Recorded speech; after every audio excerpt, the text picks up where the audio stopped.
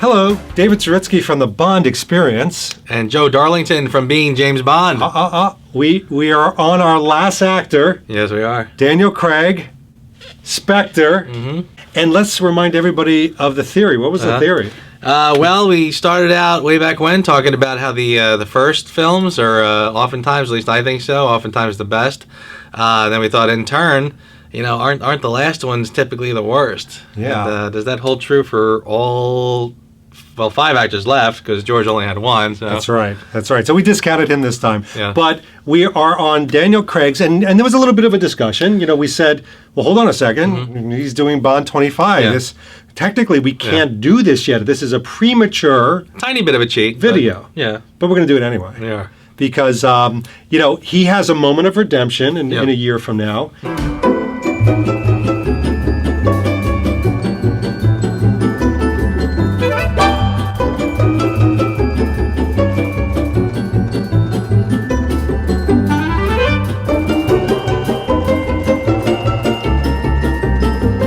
But even by me saying that, clearly that's a premonition of things that are about to come. So let's get into Spectre. Let's get into it. And it's sort of funny talking about this one as if it's sort of in the past, because I feel like all we've been doing for the last how many years has been talking about Spectre. That's true. And by the way, I have to admit freely, Joe and I, we had to watch all of these last movies. Yeah.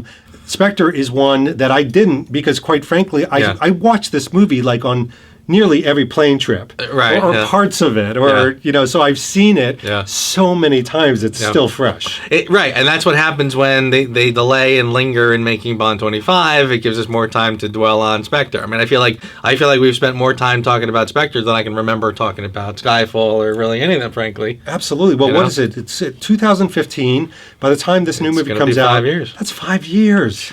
That's a long way. That's a long way for a Bond film. We want more frequent Bond films, but that's neither here nor there. Right. We need to talk about Spectre. Now, I will tell you, this was an event where I flew over to London with Danielle. We saw Spectre with friends. We didn't see it at Royal Albert Hall. It was a whole big to-do I don't want to get into. But there was a lot of excitement around seeing Spectre and revisiting it years later. That's the mindset I'm going to take. Not the, oh my gosh, I'm in London with all my friends mindset. Because when you're in that mindset, you're caught up in the excitement. Sure. Everything seems to be a lot prettier. I've heard so many people who left that premiere thinking, oh my God, Spectre was amazing, it was perfect in every single way, and then 5 years later, I hear what they have to say, and they're not as kind. No. They're not as kind. What did you think? Time has not been kind to this one.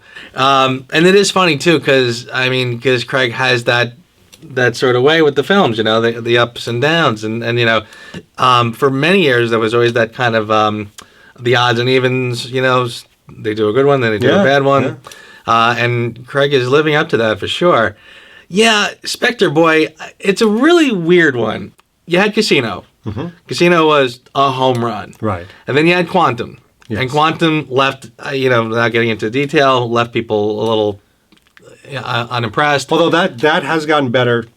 Oddly, yes, it has. Yeah. Yes. A lot of people, I've noticed that. But you're right, Skyfall was right back up. Right back up, and everyone loved it. And now, so the expectations for Spectre were high, Yes. And then you saw it. Well, I can definitely remember, sitting there watching it, literally. I remember sitting in there kind of not knowing how to feel about it. Mm. And that was literally the first viewing, sitting there going, I don't know how to feel about this. Yeah. Like, I'm not sure if I like this or not. I mean, you could tell it's not perfect. You could tell that the plot was, okay. Mm. Or you're waiting for the plot to really kind of kick in and get started, frankly. Yeah. And then you're kind of in the, then I remember when they finally get to the fight in the train, and I remember kind of going, all right, I'm on board. And then after that, it's just kind of, the energy just kind of drops out. Yeah, and I like how we're doing this. We're keeping things general, and then we're going to get into specifics. But generally, for me, this is my Craig version of Die Another Day. And I have to be specific about why I'm saying that. To me, you've got 2/3 of a really, what I think is a good, and I'm not going to say the best, but a good Bond movie with some really good Bond elements in it. And then all of a sudden, in the last, I would say 20 to 25% of the movie, I start scratching my head. Yeah. Now, we have a disadvantage/advantage here. Lovely technology and little leaks of emails going back and forth showed that there was another script. There was a different script involved where there was a very different type of treatment of Blofeld. There was a different type of treatment of interaction between Bond and Blofeld in his lair. Yeah. That was really, it's almost like was Flemingish. It was very classic. There was another poker scene, but it was really high stakes. And it was a more maniacal bridge scene where Bond kills Blofeld. I mean, ends him altogether. Certainly doesn't quit and throw his gun away. But that all changed. Yeah. And everything from shooting down a helicopter, which I know I'm jumping into the details, with a Walther PPK, to all these other things that just didn't connect, it left it rather flat as a film. Yeah. I couldn't get over that it didn't finish with the crescendo that I wanted it to. Yeah. Yeah, it's like you said, it's everything about it just felt very kind of lackluster and very sort of just standard operating procedure. Like, step, step, step, step. In fact, I'm not crazy about the script writers. I'm not crazy about the team that is working on these films. Because I kind of feel like they're sort of raised on 80s action films. And the one that pops into my mind, this is going to sound like I'm going way off the ranch with this one, Beverly Hills Cop 2. I remember when I saw that film, and I remember thinking, like, when I watched that film, I remember thinking way back then, screenwriting is easy. You just do an action scene, and you end off with a clue that'll take you into the next thing. And then you have an action scene, or maybe like a sexy scene, or a funny scene, but you have to end it with a clue that takes you to the next thing. And I kind of feel like that's, again, that shows up in Quantum, and it comes up again in here, where I'm watching the script. Now we have The Ring, which solves all problems in the world, and this one ring will get me right to the center of the organization without a password or anything. So this high-tech organization, boy, that was pretty easy to infiltrate. By the way, what you're saying is not far-fetched, because I've described this to people when they go, what did you like, what did you did not like about Spectre? One of the things was I thought they were pretty decent scenes. Like if you take individual scenes, but not cobbled together in a really good cohesive story. Yeah. So it was almost like, all right, I'll give you a perfect example. The pre-title sequence, the Mexico City scene, I really enjoyed. I think, first of all, I'm not crazy in general. This is a whole film discussion around this kind of sepia yellow filter they put the whole thing through. And I've seen production pictures of what it looked like before they put it through there. And it was beautiful. And then they took this colors and they like uric acid washed it. I don't understand what the point of that was. But you got Mexico City. I enjoyed Mexico City. The helicopter, I wasn't crazy about that. Even when I saw it in London with all the excitement, I remember being like, I feel like I've been here. I don't know if this was as exciting as it should be. And then the title sequence, which I know people hate the visuals. I actually like the visuals. I hate the song. Yeah. Yeah.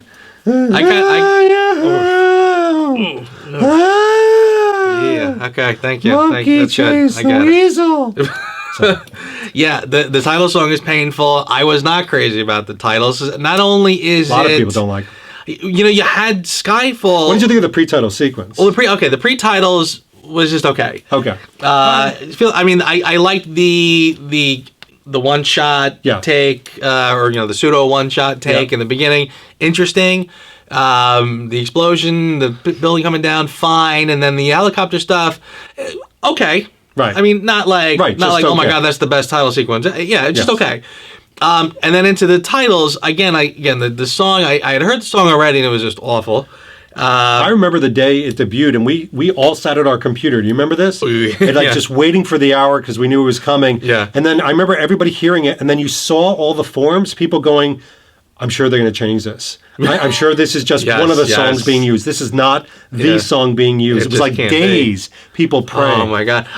So funny too. And I was such a cheapskate that I first went on YouTube and I first went on like whatever trying to find the song. Yeah. And I couldn't find it. But I was like, oh, but you can download it for $2. I was like, all right, well then I'll just download it. Duh. I heard it one time and then like halfway through the second time and I wanted my $2 back. I'm like, you have to be kidding. $2.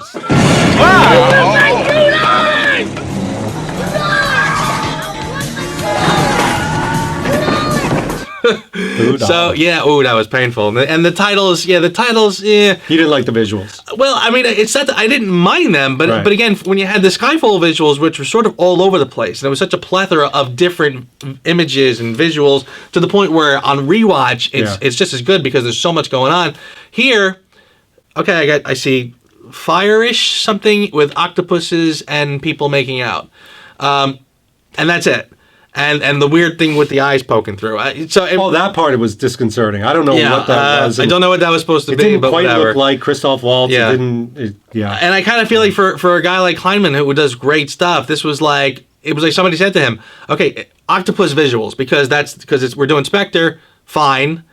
And that's all he got. Just never went beyond that. But whatever. I do agree. And the other part for me is again. This is almost like a call out to the producers. It is about the little moments. Like, to me, Bond walking on top of the building in the Mexico City scene, just walking, with the Bond music playing, is probably one of the best scenes in the entire movie. And it's freaking Bond walking. Right. It's not a car scene. It didn't cost you $3 million. Right. It is Bond walking.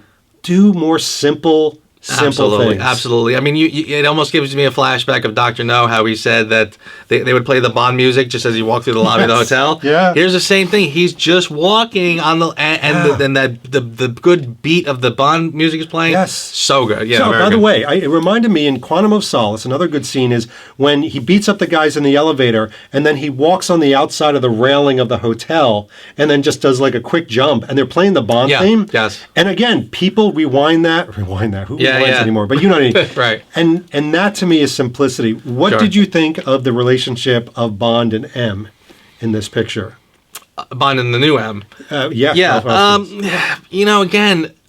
it's frustrating. I feel like the people writing this, they're like one-trick ponies.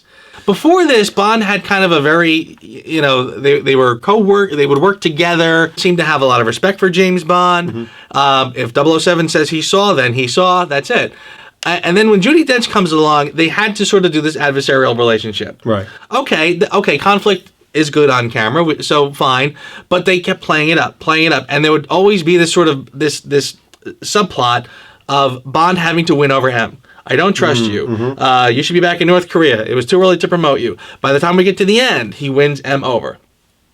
Well, by Skyfall, M is on board with Bond. At least I did one thing right, okay? Well, now we have to start that all over again. We had Bond and Mallory, who had a good relationship by the end of Skyfall. We're right back to Bond's in hot water.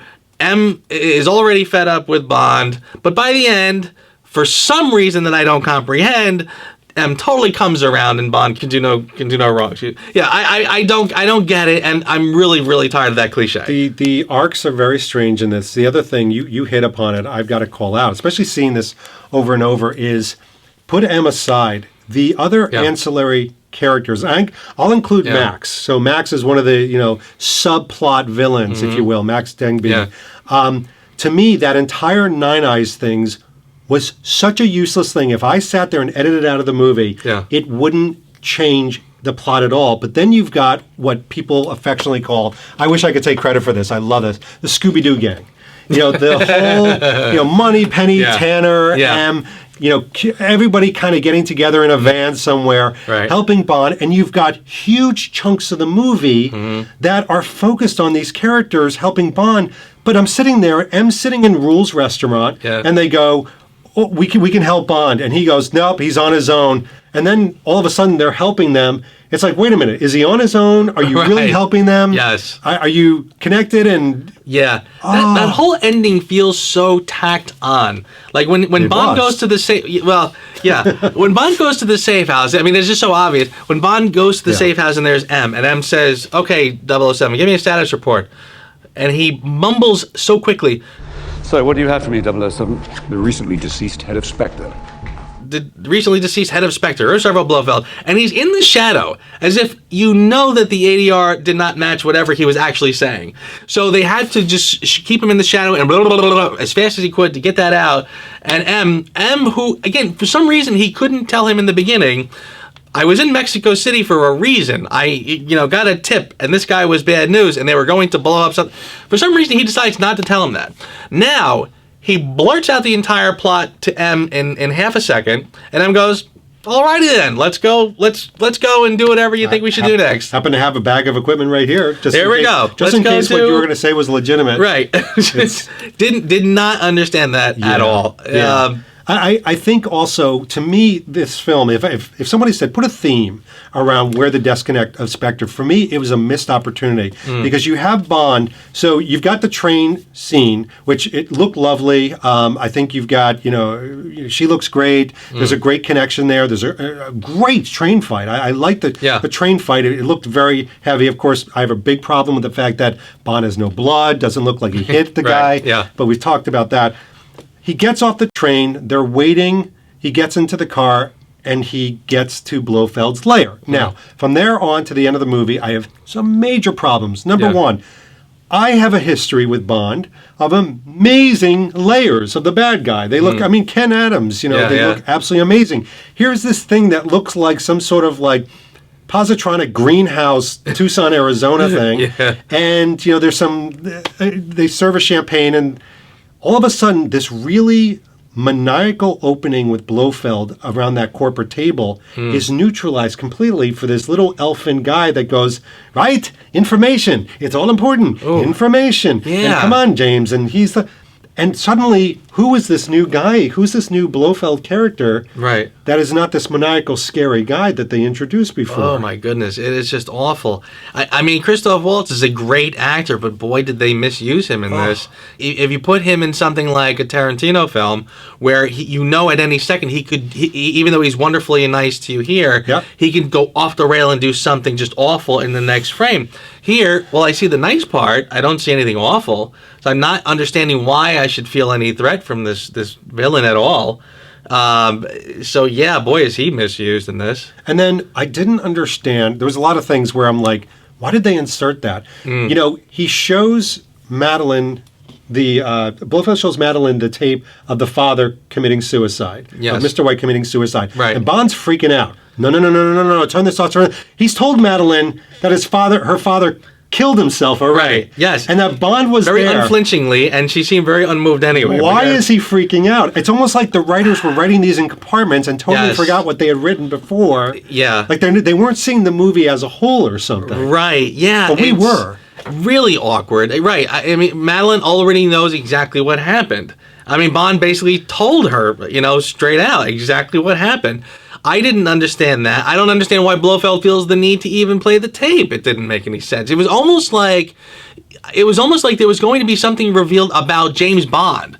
Like maybe Bond had killed Mr. White. Yes. And now that Bond has taken to Madeline Swan, now he realizes, oh my God, when she finds this out, she's going to hate me or something. But there was no reason to show this tape. There was no reason for him to get upset that she would see it. No, and here's the other thing. And this is, I know, a little nitpicky stuff, but this is what we do.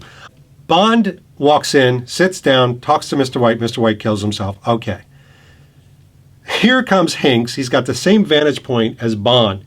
He immediately notices the red light on the camera. The red light on the camera. Not a subtle camera that's been darkened. Yeah. Not a little bubble. Yeah. But a red light blinking. Right. And he smiles. Yeah. Bond didn't know he was being videotaped? I don't know if he did or he didn't care. I didn't even notice that necessarily, but it really did lend itself to the overall plot of the film, which again leaves me scratching my head.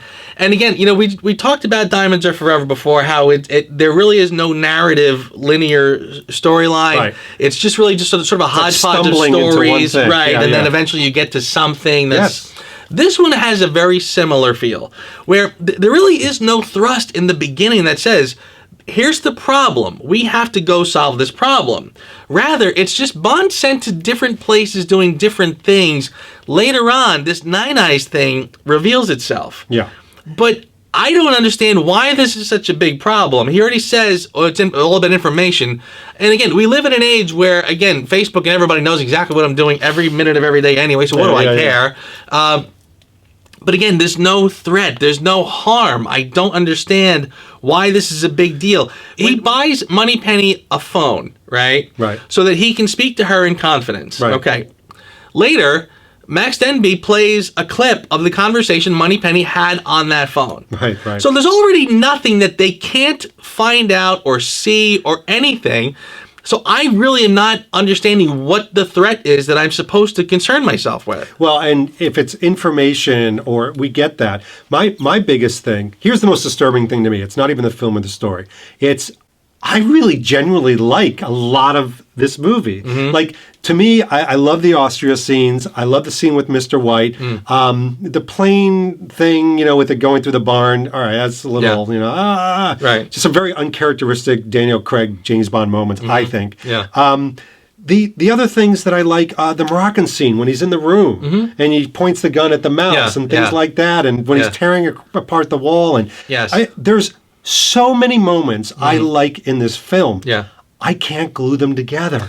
It's like finding a puzzle where I'm like, that corner is so beautiful and that middle piece is amazing, but I don't know what the full picture is. Right. Yes. No, that's so true. There's nothing narratively holding them together. So it's so hard to feel anything. Like, again, when you see the good moments, it's a great point. It's like, I'm happy watching this in the moment, but I don't remember it or I don't feel anything for it because, again, that story-wise, none of it gels together. Yeah. I agree. And by the way, I mean, we've got to talk about the ending. I mean, Bond gets out. All right, the thing explodes. Stupid mistake. He gets out. Painful. And suddenly I'm in a Nintendo video game of this guy's never going to miss. He doesn't have one scuff on his white shirt. And I'm thinking back to Quantum of Solace where Bond was beaten up and bloodied. Yeah. And I'm like, what happened to that guy? Right. Oh my God. When you watch that scene when he breaks out, I tell you what, I've heard a theory, and I love this theory. I don't think it's true. But when Bond goes into the torture chair, right? Because of the animal, he's dead. Right. That Bond is actually dead or in a coma or something, and now he's in dreamland from here going forward, because now everything falls James Bond's way in some sweet, weird comic book, right? Apologetic theory. That is not true. Oh, boy. They rewrote that last part, and then they tacked on almost all of London. The bridge scene and everything like that I know was changed dramatically, but I remember even with the excitement again of being in London, I got such a ooky, negative feeling when I saw Bond, look at Blofeld and then take the gun and look at it and then throw it away. And Craig's got this like walk. Like, Craig can walk. He moves like a panther. He's got a kind of a Connery walk. But he's got this weird, like, I almost want to put, like, dun, dun, dun, dun, dun, dun, dun, dun, dun, like, fun cartoon music to it. Oh, and then he's off to the races. And it's so weirdly, again, totally. The frustration, too, one of the big frustrations is the total missed opportunity with Blofeld. You had this guy, again, you had the boardroom scene. This guy walked in, everyone hushes and is silent. He sits down, he tilts his head slightly, someone comes running over and pulls the microphone. This guy is powerful and has a whole, and scary, whatever.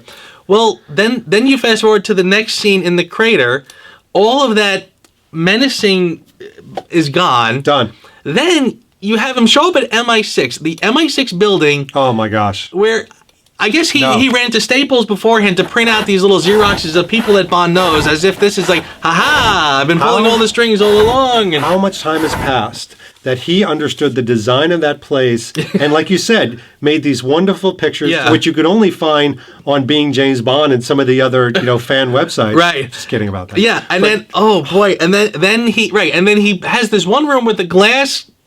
Yes. That he can't shoot. Did you take the time to build this in the MI6 ruins?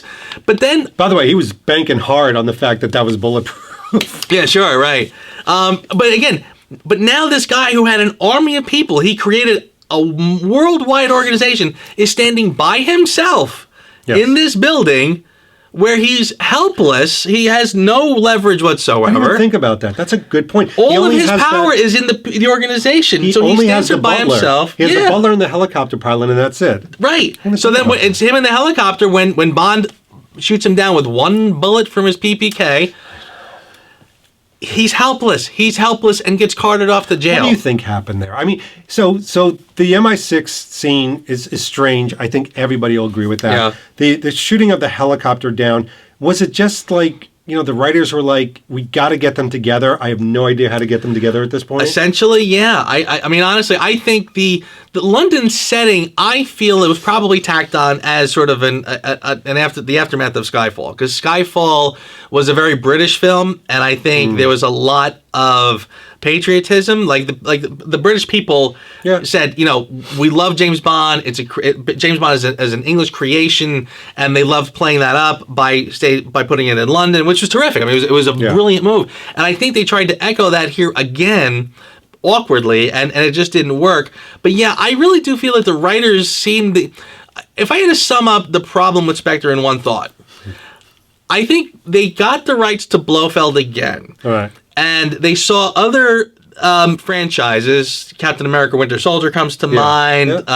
Rogue Nation, Mission Impossible comes to mind, where they were kind of doing this kind of, this secret organization storyline, and the filmmakers here said, we got the evil organization way before you guys. We're going to do Spectre again. We got the rights again. Boom.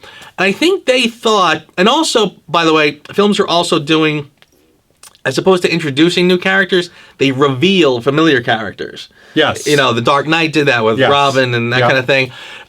So they kind of had sort of the elements ready to go.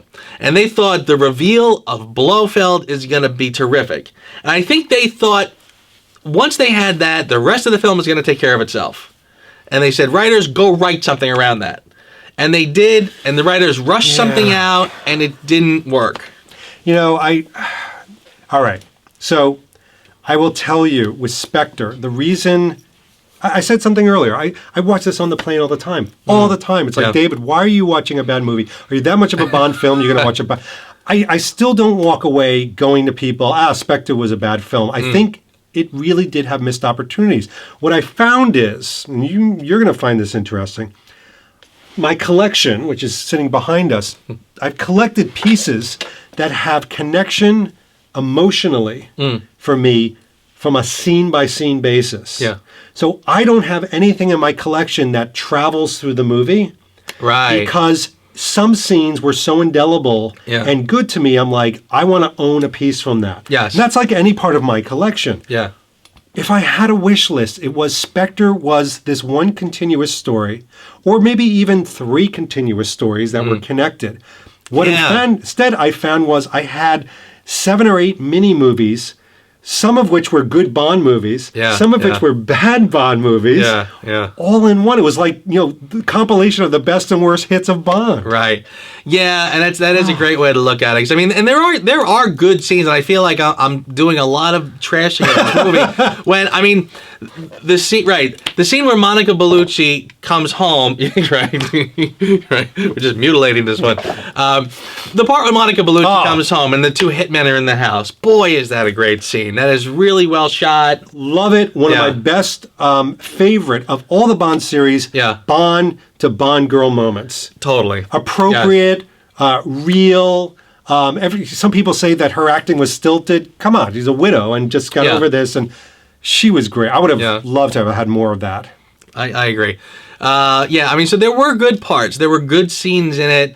But, again, it's overshadowed by the things that just went wrong. And it really did just feel like the writers just said, I don't know what to do here. I painted myself into a corner, and I'm going to have to just run through and hope nobody sees my footprints. Again, when Bond breaks out, shoot, and then shoots one tank, which blows... I mean, seriously, Luke Skywalker blowing up the Death Star was more... like, I mean, to watch Bond blow up the entire Spectre organization by shooting one tank, one place, it's like, I mean, was it designed to blow up? All right, that brings us to an auspicious moment. We're on the last actor of the last film we're talking about, and we've got to ask the big question. Yeah. Still needs to be asked. Joe Darlington, is this Daniel Craig's worst film? I don't know. I'm not positive. All right. And honestly, interesting. yeah. See, it's funny too, because it's funny how things have kind of changed because, well, I mean, after Casino, Quantum was always my least favorite of Craig's. Yeah. And, you know, for a lot of reasons. Then comes Spectre. And for a long time, everyone kind of said, well, it's not as bad as Quantum. You know, it's not. Like, it was almost more... Everyone was so kind of for a long time very defensive of Spectre. Well, it's not Quantum bad, but it's just not as good as the other ones. And I think over time, a lot of people, you know, again, the perception has really kind of become, nah, Spectre's pretty bad. And I think you alluded before that Quantum has actually kind of risen up a lot of people's, you know. I'm really not sure which one. So you're vacillating between Spectre and Quantum. Yeah. Interesting. Yeah, because again, Quantum, it's got good action, and there's a lot of things that we've sort of rediscovered about it. Yes. Because in retrospect, Skyfall was lacking in the action. Quantum at least had that. I mean, it wanted to deliver a hard punch. Right. You know, I mean, the editing was clunky, and you know, but there was things about Quantum that I kind of felt like, again, that was sort of that paint-by-numbers script as well. Combine that with some of that bad editing. Combine it with the fact that they brought in Mathis's character just to put him in the dumpster, which never sat right with me. So, but again, poor Mathis. Poor Mathis. But Spectre's just so bland and again, just so lacking in. You've got to make a choice. Yeah. You can't have both. This is Sophie's choice. Wow. Which children do you push off the cliff? I don't know. I'm really kind of. Has Spectre really sank that low for me? Because again, I'm sort of... I like this. I like that this is It's a genuine... I tell you, you know, angsty. Everyone up until now has been easily the worst. Yeah. This one, I don't know, because it is kind of neck and neck with Quantum for different reasons. But, wow. I guess I'm going to have to go with Spectre, I guess. Okay. All right. Interesting. Because again, but I like the fight. I mean, my fight is going to be a little shorter. To me, Spectre is the weakest of his entries. I think he's got an amazing, and I think this is one of his passion projects, this next one, because I think he knows that too. Yeah. I think he knows that, you know, maybe his portrayal or what he brought to the table all the way through to storyline and ending, the way it was received, I think he knows it was one of the weakest. For me, Quantum, I think the reason I can keep going back to Quantum and still get excited about it is that Bond on a mission, mini mission. I know he goes rogue type thing, but the portrayal of Daniel Craig as James Bond in Quantum is, to me, undeniably one of the best. It's Casino Royale and Quantum, and then, believe it or not, I put Skyfall after Quantum as if I was just judging on Daniel Craig as James Bond. Okay.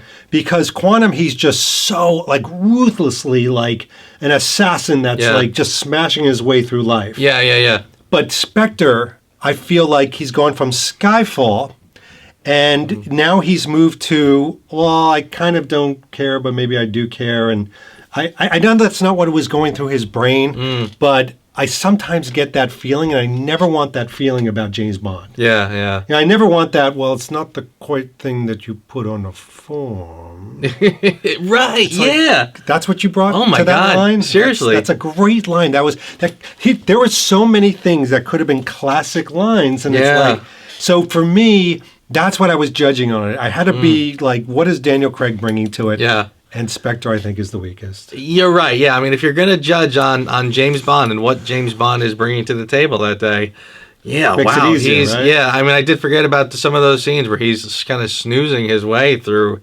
half of it. Like he really doesn't want to be there. I mean, you know, again, that car chase, it's got to be the only boring car chase in a Bond film. But I mean, yeah, I'm hard pressed. No. Oof, yeah, that's that's a hard one.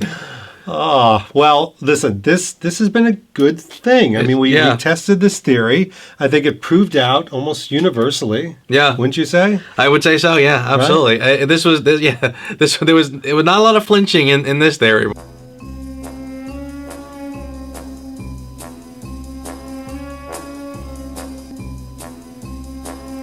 You've been waiting for him, asking for him. Where's 007? Now he's here.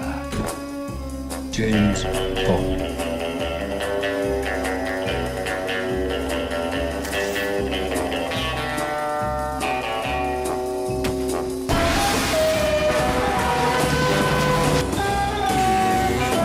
He's back in a new Bond spectacular. And we're back to what great movies are all about. And they're back. You don't know what this is. Some rare facets of female bondage. I thought you two would get along. The character who runs rings around his enemies, 007 style.